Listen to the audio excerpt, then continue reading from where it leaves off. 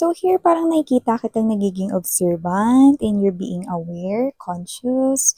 Parang you're listening lang. But I'm getting the vibe of someone here talking and there are lots of energies na parang kinakausap ka. May mga parang mga voices rito na naririnig ka pero hindi ka nababaliw.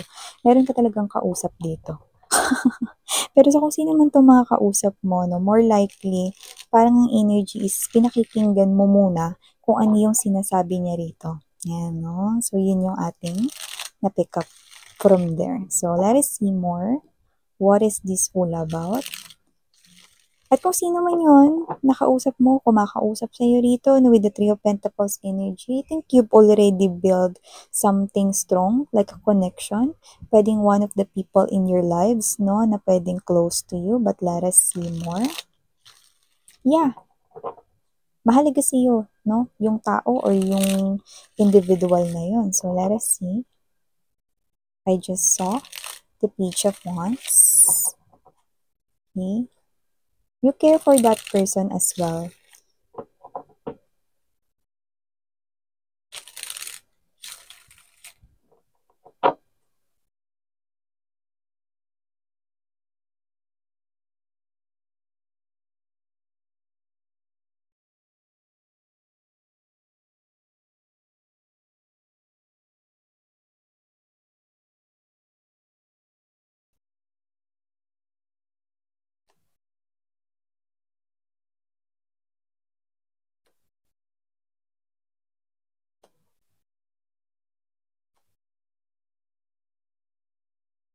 Oh, may gano'n talaga mga babes na hindi yan maiiwasan sa life kasi kanya-kanya tayo dito ng ugali, meron tayong uniqueness. Kaya naman mga babes na mamaya sabihin ko sa inyo kung anong ibig kong sabihin sa nakikita ko dito pero hayaan nyo munang ilatag ko ang lahat ng energies para makakuha tayo ng iba pang informations na ikukuda ko sa inyo. Ikukuda talaga miss yan. Siyempre, chichika, ano pa nga ba guys, no? Yun naman yung ginagawa natin everyday. Hindi nyo pa na ba napansin, no? Palagi tayo nakikichika sa mga buhay-buhay ninyo. Kapwa marites lang. You know, so at the bottom of the deck, we have here the Four of Swords energy, Seven of Pentacles, and yeah, see, I think this is one of your strategies, full card energy. So, hi and hello there, collective people! Kamusta ang lahat? Ako po si Yan. Welcome newbies, new subscribers, tuloy, tuloy, tuloy. At sa mga returning viewers, thank you sa inyong walang sawang support and love for me. So, if hindi niyo pa nalalaman, mayroon pa po tayong other channel. Ang ating main channel, ang The High Priestess Tarot. Yan, no? Ang link ay nilagay ko sa description box. Kaya kung hindi mo pa na-try na tumambay dyan, makakita ka rin dyan ng mga daily collective readings. Yes, you heard it right. Ano man ang zodiac sign mo, pwede ka manood ng collective readings, no? Dahil yun naman ay for all signs. At kung trip mo naman, no, na makinig sa mga reading per zodiac sign, meron rin tayo niyan syempre, no? Hindi yan mawawala mga babes, pero weekly po. Iyan. So, yan mga babes, no? At syempre, timeless din ito. Pwedeng tapos na nangyari na sa iba. Pwedeng sa iba nangyayari ngayon sa kasalukuyan. At sa iba naman ay pwedeng hindi pa at mangyayari pa lamang. No? Sa iba naman, wala tayo ritong gender, bae, lalaki, LGBT. Lahat kayo welcome. Pwede niyo pong i-flip or pagpalit-palitin yung mga roles kung gusto ninyo kasi isa naman itong general reading. And at the end of the day, palagi po kayong may free will, no, na pwede ninyong gamitin anytime, anywhere. So, let's go ahead and talk about this. So, nakita ko dito na parang ito ay normal, no, sa ating mundong ginagalawan, no, with the Three of Cups energy right here, Six of Pentacles right here, Eight of Wands energy, may tuloy-tuloy dito at parang walang preno ang kanyang bibig. At kung sino man tong energy na to mga mahal, nakita ko rito na mukhang matagal na siya ritong kakilala ninyo. Yung iba parang friend nyo siya, na iba sanay na kayo sa ugali niya. Kaya parang kayo to na alam niyo na kung paano i-handle ito really well. Pero parang paminsan-minsan, medyo parang naiinis pa rin kayo. Bakit ano ba nangyayari dyan, Miss Yan? Well, nakita ko ngayon na ito ay maaaring energy na ito ay nangyayari ngayon sa kasalukuyan at posibleng sa hinaharap ng iba sa inyo. More likely, no? Yun yung nababibe natin or nasa-sense na energies, no? Bakit ano bang meron dyan? May isang friend kayo dito Or meron kayo ritong isang people in your life, no? Kung saan parang walang preno yung bibig niya, pero parang sanay na kayo. Puwede yang loved ones, puwede yang family members, relatives, puwede rin yan na special person ninyo mismo. Yung iba naman puwedeng kaibigan niyo yan, o kumare, kumpare, yan 'no. Parang with this Three of Cups energy right here, no, Six of Pentacles na parang, "Mare, naku, magdadalawa na yung inaanak mo." Yan 'no, may mga gano'n 'no. At alam mo naman, mo siyang kakalimutan ngayong Pasko, yan 'no, tsaka yung birthday niya, yun dapat dalawa yung regalo mo mare, you know, parang may gano'n. Dalawa yung okasyon kaya dapat dalawa yung regalo mo mare, ayan, Unang-una mga mahal, hindi kayo si Santa Claus. At pangalawa, hindi rin kayo si Mother Teresa na sadyang mapagbigay 'no, to the point na sukdulan. Pero yes, generous kayo mga babes, nakita ko dito 'no. Kasi you are someone here 'no, na loves giving sa ibang tao, especially kapag gifts and presents 'no. So, walang problema naman dun 'no, kaya lang parang, nangyayari kasi dito 'no, parang ang energy is napapangunahan na kayo na parang, "Uy, alam mo naman sa Pasko dapat ganito tas birthday pa ng inaanak mo, you know, or pamangkin mo dapat yung regalo mo sa kanya dalawa."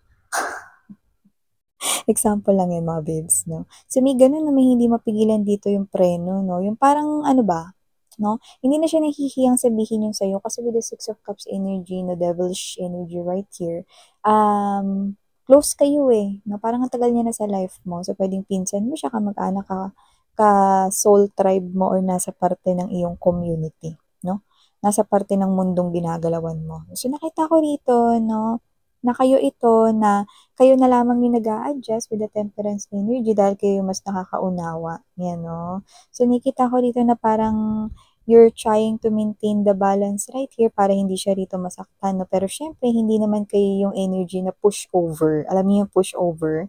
Hindi naman kayo yung porket sinabi niya rito magbigay kayo ng dalawang regalo or higit sa isa or dalawang regalo, gagawin niyo na 'no. Siyempre dapat may pagkusa. Mas maganda pa rin 'pag bukal sa loob mo yung pagbibigay at hindi yung napilitan ka lang at hindi yung dahil sinabi sa'yo, 'no? At saka it's not necessary 'no, na porket dalawa yung okasyon, tatlo okasyon o kahit ilan 'yan, dapat katumbas nun yung regalong ibibigay mo. Aba, no, no, no, no, no, no, no, depende pa rin yun sa individual. So nakikita ko dito that you're not a pushover at hindi kayo yung klase ng energy rito na magbibigay ng naaayon sa dami ng okasyon. Pero yes, magbibigay kayo, 'no. So nakita ko dito 'no, na hindi talaga mawawala sa mga buhay natin yung mga ganyan 'no. Kasi kahit na malapit sila sa buhay natin, kahit ka-close natin sila, na may energy pa rin tayo rito na dapat 'wag natin hahayaan na samantalahin nila yon 'no. Imagine 'no, isang regalo sa isang okasyon 'no, paano kung sabihin natin yung kaibigan mo, 10 yung anak niya mga bes, at lahat yun, bibigyan mo sa Pasko, 'di ba? Sabihin natin 5 sa kanila yung may birthday pa. So, ano mangyayari na, 10 na yung regalo mo o higit pa, 'di ba? Hindi gano'n 'yun, 'no? So, mga babes, so depende 'yun kung magbibigay kayo o hindi, pero dito magbibigay kayo, 'yan. At nakikita ko dito 'no, na kayo 'to ng klase ng energy na as much as possible, ayaw niyo siyang ma-offend, 'yun yung nakita ko rito 'no. So, this is you na parang dinadaan niyo rito sa joke, sa tawa na parang, "Siyempre naman mare, hindi ko nakakalimutan 'yan." Ayun 'no, nakasulat nga sa planner ko dito.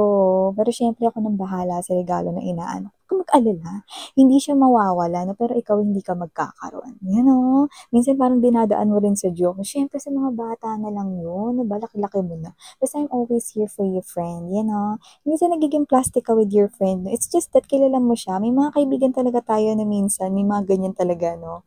At normal yan sa friendships, 'no? Normal yan rito lalo na kapag mga kinship, mga ka-close mo rito, normal yang ganyan 'no, asaran, normal yang ganyan 'no. Pero siyempre minsan napapadaan natin rito sa mga joke, yung mga half meant 'no, kalahati nung sinasabi nating joke ay totoo pala, 'di ba?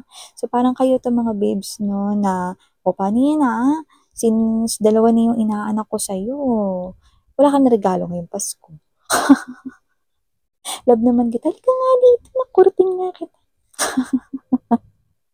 O yung iba naman kung hindi mo 'to friend, special someone mo 'to, "Alam mo mahal, alam ko birthday mo ngayon," at magbi-birthday rin yung kapatid mo, yung mga ganyan na parang may mga parang unang pasabi 'no, para paghandaan mo 'no, yung mga regalo or, "Mahal puwede magbigay ka para pandagdag ng panggastos, panghanda, bla bla bla," 'no, may mga gano'n dito na parang itong mga tao na 'to, sila yung parang nagpapauna na nagsasabi sa'yo na, "Ay may ganito," pinapaalala nila sa'yo 'no, para maalala mo na, "Ay meron pala akong kailangang bigyan ng ganito or whatever," 'no. Pero ikaw, matandain ka sa mga okasyon, birthdays 'no, binyag, whatever important occasions ng mga people in your lives 'no, tsaka kung sino yung mga nahagip ko ditong energies 'no.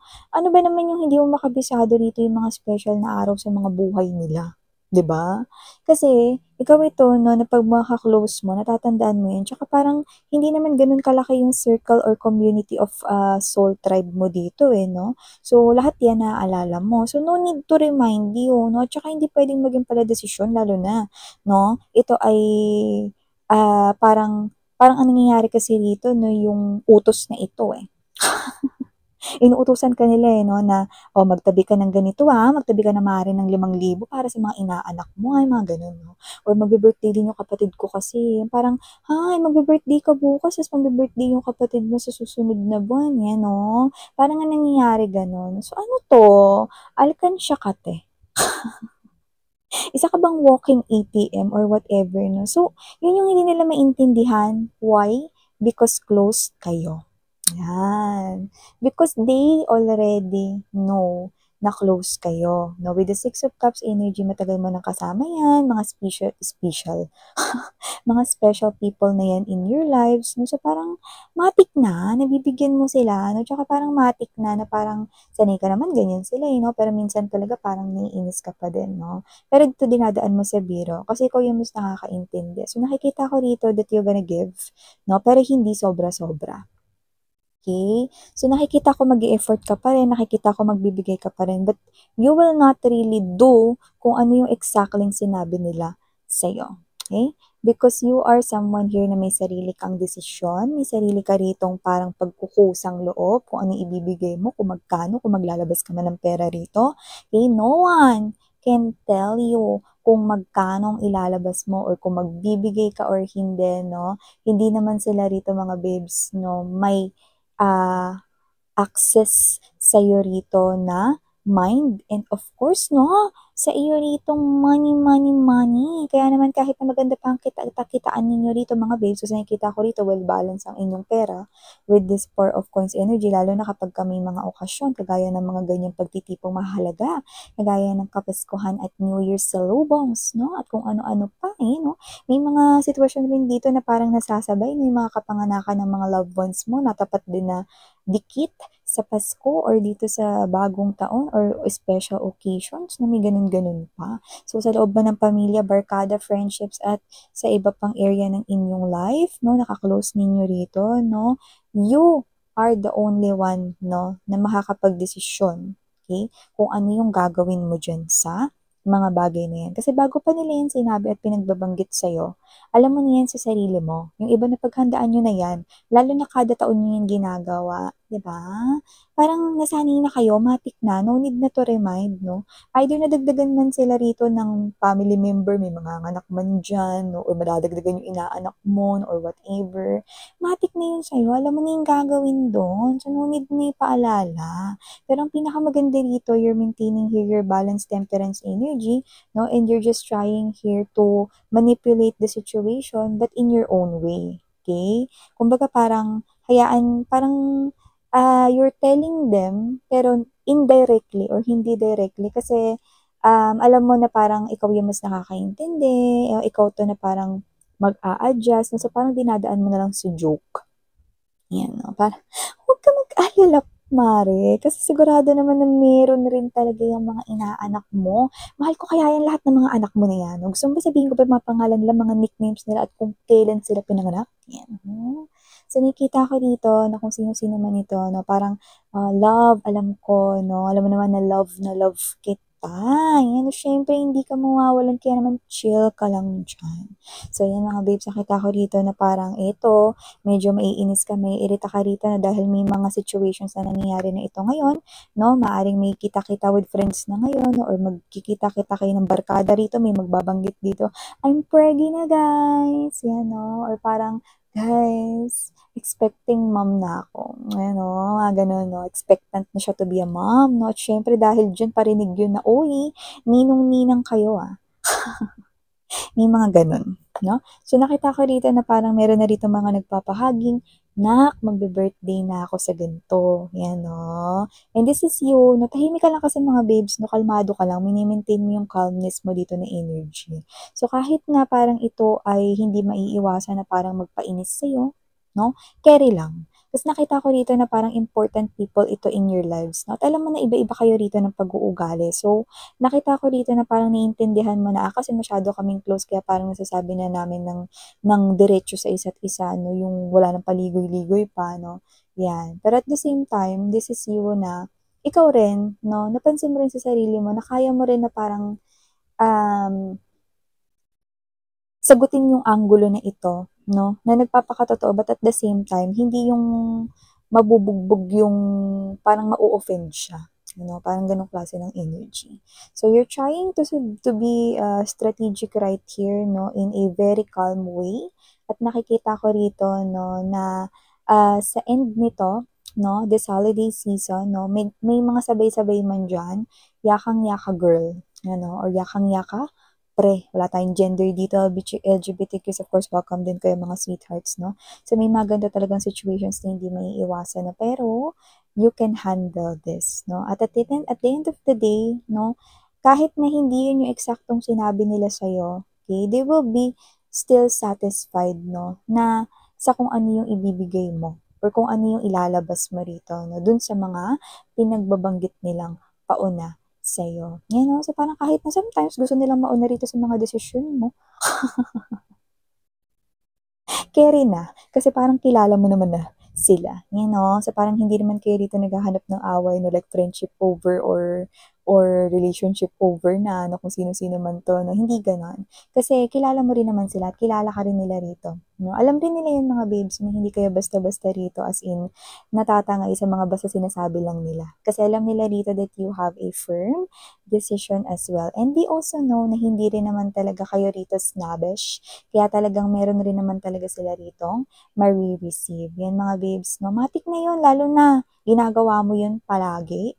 Matik na, knows na nila. So yan mga babes, no, since holiday season kasi ay paparating na, ito talaga ang dapat ninyong asahan. Pero yan, no, yakang-yaka, caring-carry.